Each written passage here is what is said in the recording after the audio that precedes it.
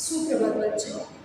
कक्षा 8 हिंदी में हमने चैप्टर नंबर 2 लाख की चूड़ियाँ, जिसकी मैं अगर बात करूँ तो वसंत भाग 3 में चैप्टर नंबर 2 लाख की चूड़ियाँ जो हमारा चैप्टर है, जिसका साहित्य प्रकार है कहानी। यहाँ पे एक लाख की चूड़ियाँ बनाने वाले कारीगर के जीवन की कहानी है, उसकी व्यथा है और इसके लेखक का नाम है कामता नाथ जी। कामता नाथ जी ने ये जो कहानी है लाख की चूड़ियाँ, उसमें बदलू नाम के एक कारीगर की मन की व्यथा बताई है। कैसे व्यथा? तो जिस तरह से आज के ज़माने में हम लोग मशीन की तरफ आगे बढ़ रहे हैं, जिस तरह से धीरे धीरे सारे काम हमारे मशीन से हो रहे हैं और उसकी वजह से बदलू जैसे लाखों कारीगर कारीगर यानी कि जो अपने हाथों से चीज़ें बनाते हैं, ठीक है, कुटीर उद्योग या लघु उद्योग जिसे हम बोलते हैं, छोटे छोटे पैमाने पे जो चलते हैं, ऐसे उद्योग ये मशीन युग की वजह से क्या होने लगे हैं, बंद होने लगे हैं। और इसीलिए ऐसे जो कारीगर हैं जिनके हाथों में जो कला थी, वो कला का स्थान अब किसने ले लिया है, मशीन ने ले लिया है। और उसकी वजह से ऐसे लाखों कारीगर बेरोजगार बने हैं, बेकार बने हैं और उनके मन की जो व्यथा है, जो दुख है, वो लेखक ने बदलू के पात्र द्वारा हमारे सामने रखने का प्रयत्न किया है। सबसे पहले अगर मैं इसके टाइटल की बात करूं तो लाख की चूड़ियाँ। अब आपको प्रश्न होता है, आप में से बहुत सारे लोगों ने देखा होगा लेकिन शायद नाम नहीं पता होगा, तो मैं बता दूं कि लाख एक ऐसा पदार्थ होता है जो एकदम सख्त होता है, जिसे पिघलाया जाता है और फिर उसे चूड़ियों का आकार दिया जाता है। और ये लाख आया कहाँ से जाता है? जिस तरह से रेशम के कीड़ों को पाल के उसमें से रेशम निकालते हैं, वैसे ही कैरिना लाख करके एक कीड़ा आता है, वो कीड़े में से ये लाख का जो पदार्थ है वो हमें मिलता है। और ये जो कीड़े हैं वो पलाश है, फिर बेर है, ऐसे पेड़ों पे ज़्यादा मिलते हैं। और ऐसे पेड़ हमें ज़्यादातर झारखंड और उस तरफ ज़्यादा देखने को मिलेंगे। तो झारखंड और ऐसे प्रदेशों में ये लाख बहुत ज़्यादा पाया जाता है। लाख में से बहुत सारी चीज़ें बनती है, जैसे हम फ्लावर पॉट की बात करें, फिर अलग अलग गमले की बात करें, तो बहुत ऐसी सारी चीज़ें हैं जो लाख में से बनाई जाती है। लाख एक ऐसा पदार्थ है जो गिरने से टूट भी सकता है। तो लाख की जो चूड़ियाँ हैं, खास करके जो गांव की औरतें थी वो पहले लाख की चूड़ियाँ बहुत पहनती थी। पहले कांच से पहले, कांच तो मशीन युग आने के बाद शुरू हुआ, उससे पहले औरतें ज़्यादातर क्या पहनती थी, लाख की चूड़ियाँ पहनती थी। तो यहाँ पे बदलू नाम का एक जो कारीगर है, बदलू नाम का एक जो इंसान है, उसकी बात की है, जो क्या काम करता है, लाख की चूड़ियाँ बनाने का काम करता है। और वो इतनी सुंदर लाख की चूड़ियाँ बनाता है कि पूरे गांव में उसकी चूड़ियाँ औरतें पहनती है। तो यहाँ पे लेखक ने अपने बचपन की बात की है कि जब वो छोटे थे तब वो अपने मामा के गांव, जैसे हम लोग गर्मियों की छुट्टियों में जाते हो, आप लोग नाना नानी के घर जाते हो, मामा मामी के घर जाते हो, तो लेखक भी गर्मियों की छुट्टी में हमेशा अपने मामा के गांव जाता था और मामा के गांव में ही ये बदलू रखा करता था। जब भी लेखक बदलू से मिलने जाते थे, तब बदलू क्या करता था, उनको आम खाने के लिए देता था। उसकी जो गाय थी उसके दूध में से जो मलाई निकलती थी वो मलाई खाने को देता था। और जो लाख की चूड़ियाँ वो बनाता था, उसमें से जो लाख बचता था वो लाख की रंग बिरंगी गोलियाँ, छोटे बच्चे जो खेलते हैं, मार्बल जिसे बोलते हैं, कंचे जिसे बोलते हैं, कांच के होते हैं, लेकिन ये बदलू से लाख का बना के देता था। और वो रंग बिरंगी ढेर सारी गोलियाँ जब लेकर वापस आते थे तब उनके पास मिलती थी और हर एक बच्चे का मन मोह ले, इतनी सुंदर वो लाख की गोलियाँ होती थी। तो लेखक को वो लाख की गोलियाँ बदलू के पास जाने से आकर्षित करते थे।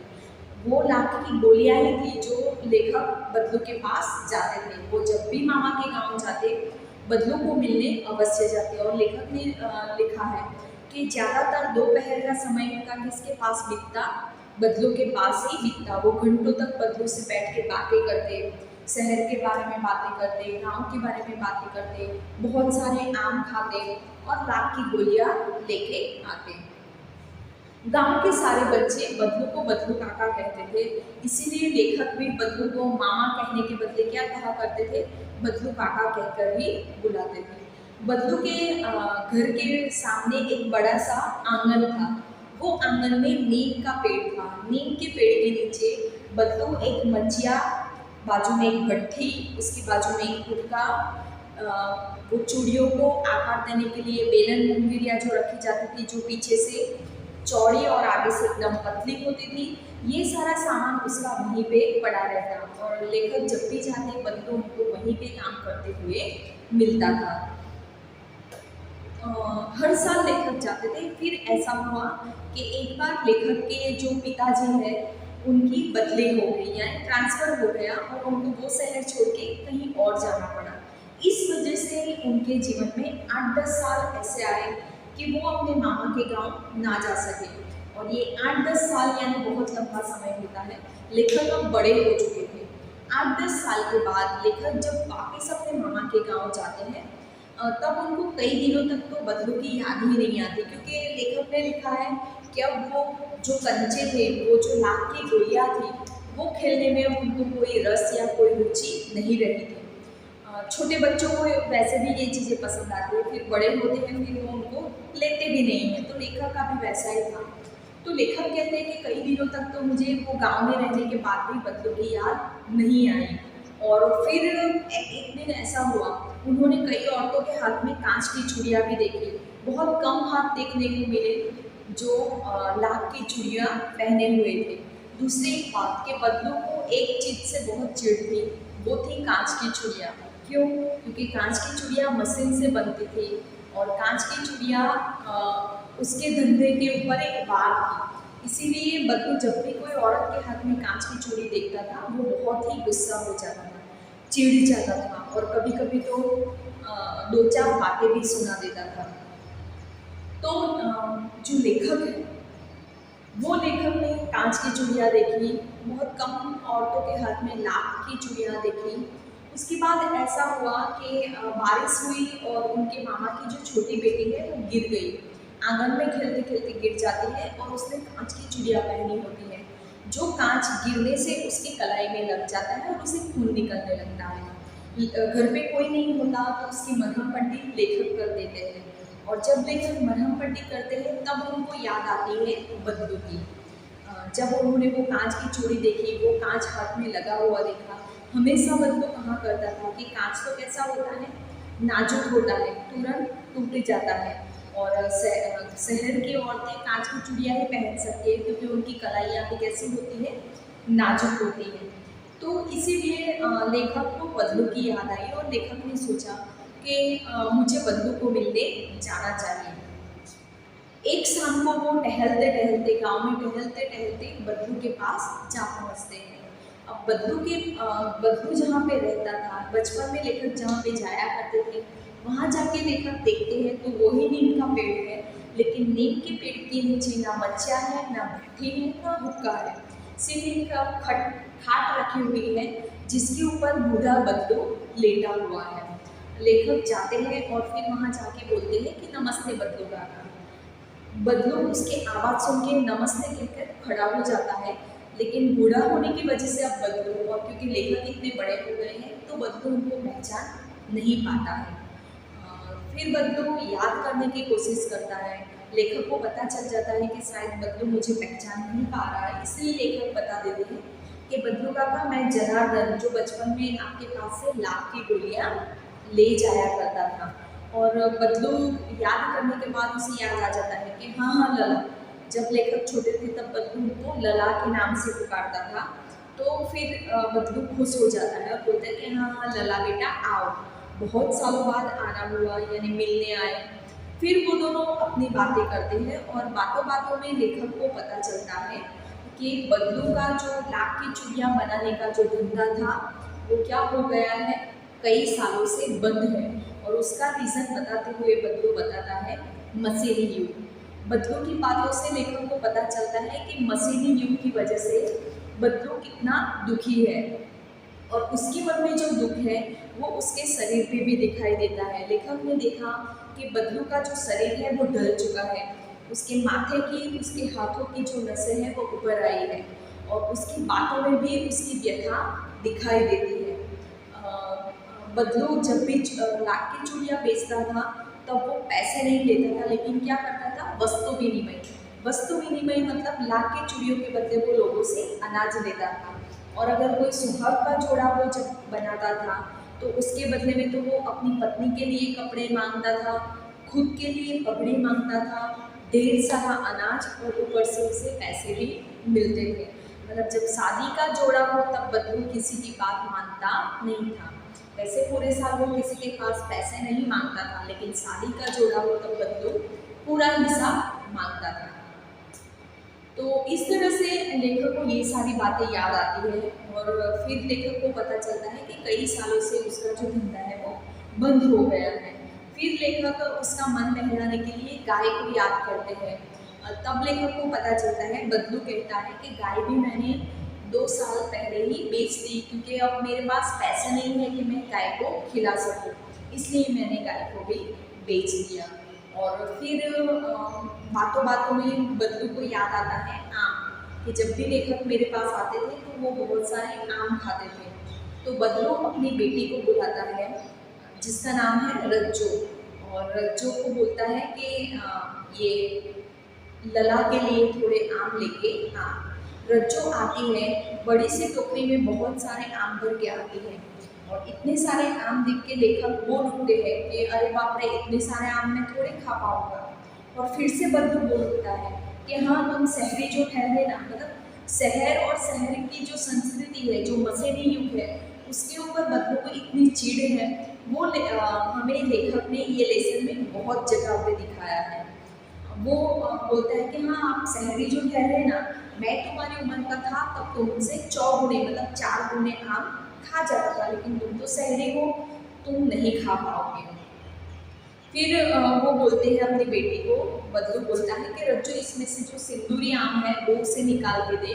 और फिर बदलू बताता है लेखक को कि ये जो सिंदूरी आम है वो इसी साल तैयार हुआ है और तुम मुझे चख के बताओ कि ये कैसे लगे तुम्हें।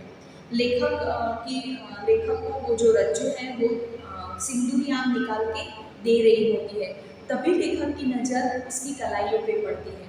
गोरी गोरी कलाइयों में उसने वो जो लाख की चूड़ियाँ पहनी है, वो लाख की चूड़ियों के ऊपर लेखक की दृष्टि यानी कि नज़र ठहर जाती है और थोड़ी देर के लिए लेखक वो लाख की चूड़ियाँ देखते रहते हैं।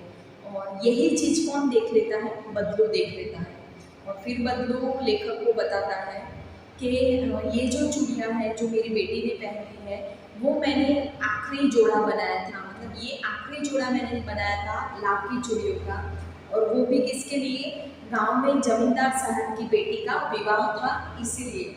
लेकिन जब जोड़ा लेने की बारी आई तब जमींदार हमको कितने पैसे दे रहा था? 10 आने, यानी बहुत कम पैसे थे। इसीलिए बदलू को गुस्सा आया और बदलू ने वो चूड़ियाँ देने से मना कर दिया और उसने क्या कहा कि शहर से ही चूड़ियाँ आप खरीद लेना। उसके बाद लेखक आम खाते हैं, आम खा के वहाँ से विदाई होते हैं, यानी कि वहाँ से चले जाते हैं। लेकिन जाते जाते लेखक सोचते हैं कि मसीही युग में बदलू जैसे कई कारीगरों के हाथ काट दिए हैं, कितने सारे लाखों कारीगर बदलू जैसे आज बेकार हो गए हैं। लेकिन दूसरी एक बात लेखक को प्रसन्नता भी हुई, खुशी भी हुई कि भले ही मसीही युग में बदलू के हाथ काट दिए हैं, लेकिन बदलू का जो व्यक्तित्व है, बदलू का जो मन है, वो अभी भी कांच की चूड़ियों जैसा नहीं है। कांच की चूड़ियाँ नाजुक होती है, टूट जाती है, लेकिन बदलू के साथ बात करके लेखक को एहसास हुआ कि बदलू का जो व्यक्तित्व है, जो मन है, वो कैसा है? लाख की चूड़ियों जैसा है, कांच की चूड़ियों जैसा नहीं है। क्यों? क्योंकि बदलू ने वो चूड़ियाँ अपने पास रखने का स्वीकार किया, लेकिन कम पैसों में उसे बेचने में, मतलब उसने हार नहीं मानी। वो चाहता तो 10 आने में भी वो चूड़ियाँ बेच सकता था, क्योंकि उसे पता है कि अब कोई चूड़ियाँ लाख की पहनता नहीं है। लेकिन बदलू ने ऐसा नहीं किया, मतलब अपनी जो कला है उसका महत्व, उसकी जो गरिमा है वो बदलू ने संभाल के रखी। इसी बात की लेखक को खुशी हुई। तो ये कहानी हमें यही सीख देती है बदलू के पात्र द्वारा। एक तो हमें ये चीज़ बताती है कि आज का जो मशीनी युग है वो बहुत सारे बदलू जैसे कारीगरों को बेकार बना रहा है।